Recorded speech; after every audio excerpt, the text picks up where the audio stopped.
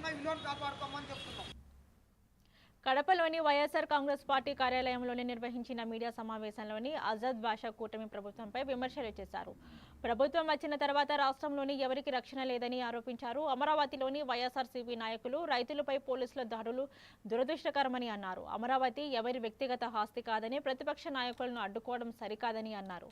వైఎస్ఆర్సీపీ నేతలపై SC ST atrocity case నమోదు చేయడం రాజకీయ కక్ష సాధింపేనని ఆరోపిస్తూ పోలీసులు నిష్పక్షపాతంగా వ్యవహరించాలని ఆయన కోరారు.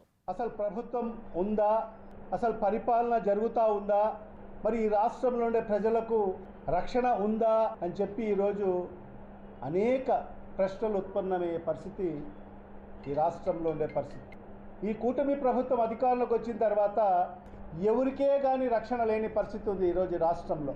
మహిళలకు రక్షణ లేదు, చిన్న పిల్లలకు రక్షణ లేదు, రాజకీయ నాయకులకు రక్షణ లేదు, సామాన్యమైన ప్రజలకు కూడా రక్షణ లేని పరిస్థితి స్పష్టంగా కనిపిస్తూ ఉంది. సమాధానం ఇస్తాడు అంటే ఎన్నికల కోసం, గెలుపు కోసం సుగాలి ప్రీతి కావాలి, మరి అదృశ్యమైన 30,000 మహిళల గురించి మాట్లాడతావు.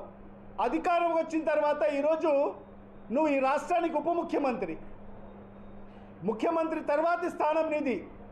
అన్ని శాఖలపైన నీ అజమాయిషి ఉండాల్సిన అవసరం ఉంది. అలాంటి వ్యక్తివి నువ్వు. అది నా శాఖ కాదని చెప్పి తప్పించుకునే ప్రయత్నం చేస్తుంది. లోకేష్ బాబు అబ్బ జాగిరాజ్ అమరావతి, పవన్ కళ్యాణ్ అబ్బ జాగిరాజ్ అమరావతి ఆహ్వానం మేరకు